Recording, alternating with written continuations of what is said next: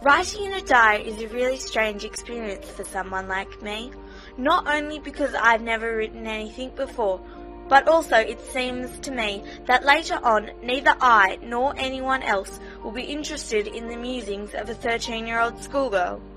12th of June 1942.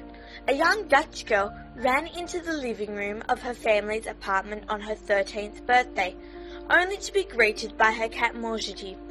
She walked over to a table where a red and green checkered book lay. It had a small clasp on the front. It was her favourite birthday present she received. This book would become her diary. She would affectionately address the diary as Kitty. It would become a token of support and comfort for her. She just didn't know it yet. Anneliese Marie Frank was born on the 12th of June 1929 in Frankfurt am Main, Germany. She had an older sister called Margot and two loving parents, Edith and Otto. The Franks were liberal Jews. Anne's parents brought her and Margot up to be interested in all religions. Within her country, a new leader was rising to power. His name was Adolf Hitler. Hitler fought in the German army during World War I. After Germany's defeat, they lost many rights and the economy fell into the Great Depression. Hitler joined the National Socialist German Workers' Party, Nazi Party for short. He soon became their leader. He made speeches which told the German people that he could make Germany the greatest nation in the world. In 1933, Hitler was made Führer of Germany. The one thing Hitler and the Nazis hated the most were Jews. Hitler wanted to make a race of Aryans, blonde-haired, blue-eyed Germans. People who were Jewish, homosexual, gypsies or black did not fit this invented Aryan race. As the Franks were Jewish, Otto decided that it would be safer to move his family to Amsterdam in Holland while he still could. In 1933, Otto, Edith and Margot moved to Amsterdam while Anne stayed with her grandmother in Aachen, Germany, near the Dutch border.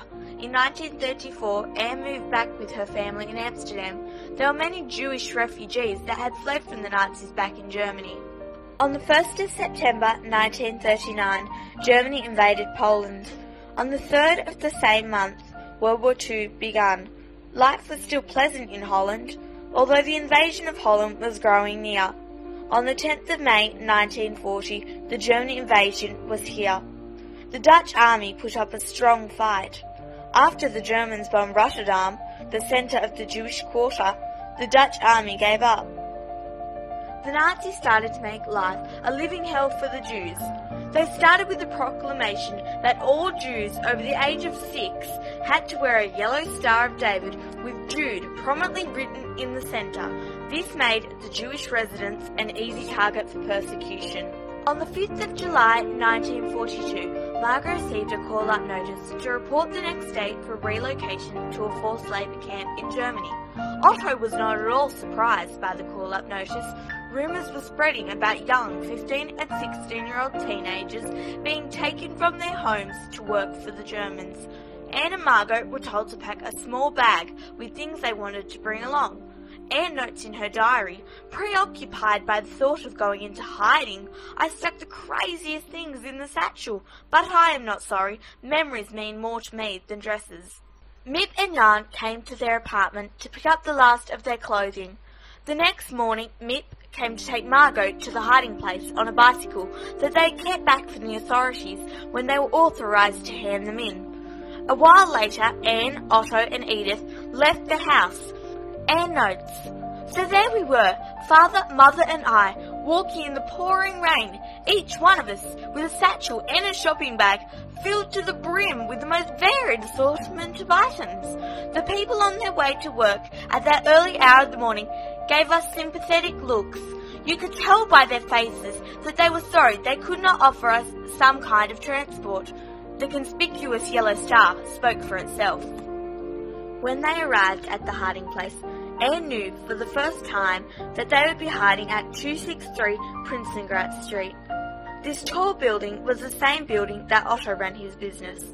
Behind a long flight of narrow stairs, they reached a small room that led into the annex. In front of the door leading to the annex, they placed a bookcase that opened like a door on its hinges. so that it became the secret annex.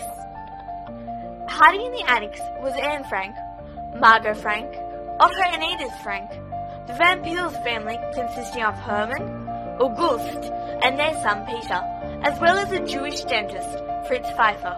They also kept Peter's cat, Moochie.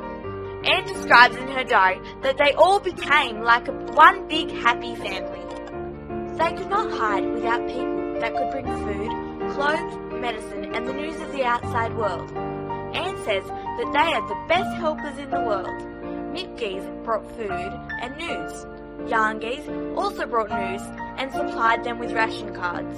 Bet Voschkuhl helped Mip with the shopping, and Victor Kugler and Johannes Kleiman ran the business and kept them all safe.